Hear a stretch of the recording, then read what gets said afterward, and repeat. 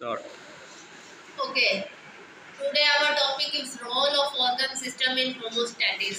Last lecture में हमने होमोस्टैटिस पढ़ा है, कैसे हमारी बॉडी का जो है हर चीज एबिलिटी किसी भी ऑर्गेनिज्म की कि अपने अंदर वाले इन्वायरमेंट को, किसी भी बॉडी के अंदर वाले इन्वायरमेंट को स्टेबल रखना होमोस्टैटिस कहलाता है।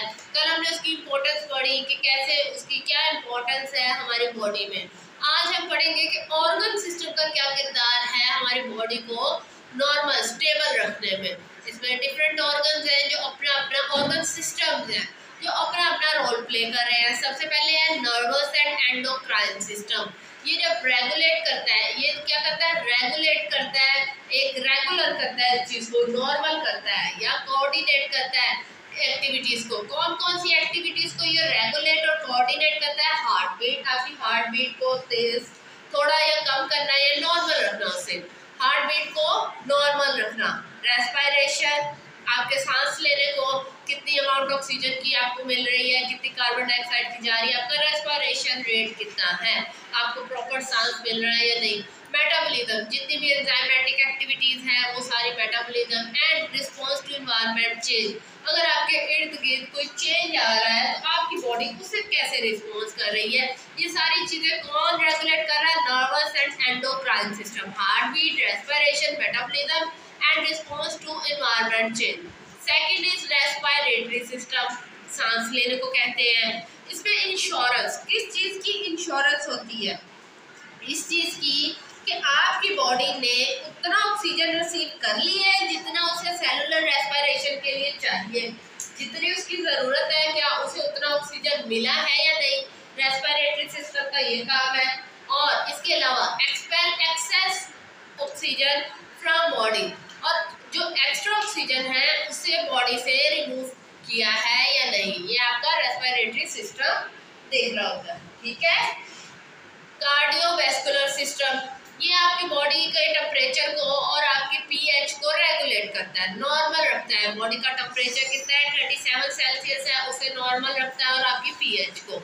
और इंश्योर दैट, और इस चीज़ की यकीन दहानी करता है कि जितने भी सेल्स हैं उन्हें उनके नेसेसरी सब्सटेंस मिल गए हैं अपने प्रॉपर फंक्शन करने के लिए।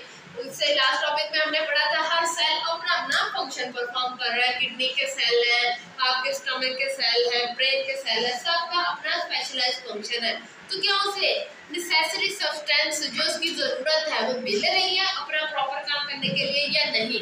डाइजेस्टिव सिस्टम, डाइजेस्टिव सिस्टम में प्रॉपर डिस्ट्रीब्यूशन ऑफ न्यूट्रिएंट्स, आप जो खा रहे हैं उसमें जो न्यूट्रिएंट्स हैं क्या वो बॉडी को और सेल के हर हर सेल को वो प्रॉपर इक्वल अमाउंट में मिल रहे हैं या नहीं। किसके लिए मिल रहे हैं, क्यों हमारी रिक्वायरमेंट है न्यूट्रिएंट्स की, हम बॉडी को क्यों फूड देते हैं, न्यूट्रिएंट्स देते हैं? एनर्जी के लिए, ताकि बॉडी को एनर्जी मिले, ग्रोथ मिले, वो और ज़्यादा ग्रो करे, और उसके अलावा रिपेयर हो सके। अगर बॉडी का कोई पार्ट डैमेज हो चुका है तो वो रिपेयर हो सके। ये सारा काम किसका? डाइजेस्टिव सिस्टम का काम है, इन सारी चीज़ों को रेगुलेट करना कि आया आपके सेल को प्रॉपर न्यूट्रिएंट्स मिल रहे हैं या नहीं, ताकि आपको प्रॉपर एनर्जी मिले, ग्रोथ प्रॉपर हो आपकी, और आपके बॉडी के हर चीज़ रिपेयर हो सके। मस्कुलर एंड स्केलेटल सिस्टम, इसका क्या काम है? आपकी बॉडी के पोस्चर को मेंटेन रखना, आपकी बॉडी का जो पोस्चर है, ये जो सारी कंडीशन है इसको मेंटेन रखना, और स्पोर्ट और मूवमेंट को भी, कि आपको सारी स्पोर्ट, बॉडी को स्पोर्ट मिल रही है और बॉडी ठीक से मूवमेंट कर पा रही है नहीं, ये मस्कुलर और स्केलेटल सिस्टम का काम है। यूरिनरी सिस्टम, यूरिनरी सिस्टम का क्या काम होता है? आपकी बॉडी में से वेस्ट रिमूव करना।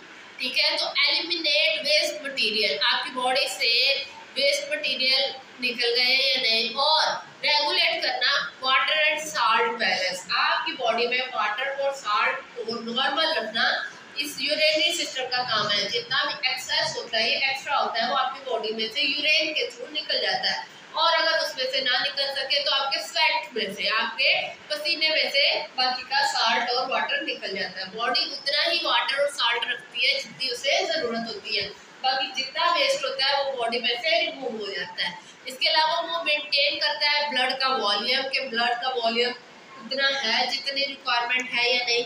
ब्लड का प्रेशर क्या है, ब्लड प्रेशर नॉर्मल है, और पीएच लेवल क्या है, ये सारी चीजें कौन मेंटेन करता है? आपका urinary system, integumentary system act as a barrier. Barrier कहते हैं रुकावट को, एक रुकावट के तौर पे काम कर रहा है, प्रोटेक्ट कर रहा है आपकी बॉडी को फ्रॉम एक्सटर्नल फैक्टर, बाहर वाली चीज़ों से आपकी बॉडी को प्रोटेक्ट कर रहा है, उसकी हिफाजत कर रहा है और हेल्प कर रहा है आपकी बॉडी के टेम्परेचर को रेगुलेट करने में, कि आपकी बॉडी का टेम्परेचर जो है वो 37 सेल्सियस ही रहे, ना इससे ज़्यादा हो ना इससे कम हो। इस चीज़ को मेंटेन कर रहा है, इसको रेगुलेट कर रहा है थ्रू स्वेटिंग, स्वेट के थ्रू। लास्ट वाले टॉपिक में हमने पढ़ा था अगर बॉडी का टेम्परेचर ज़्यादा हो जाए तो क्या होता है, कैसे वो स्वेट ग्लैंड्स को मैसेज भेजा जाता है वो स्वेट रिलीज करे, एक्सक्रीट करे और उससे पसीना आता है और आपकी बॉडी का टेम्परेचर जो है वो नॉर्मल हो जाता है। तो इसमें ये सारा सिस्टम बताया गया। आज का टॉपिक यही है।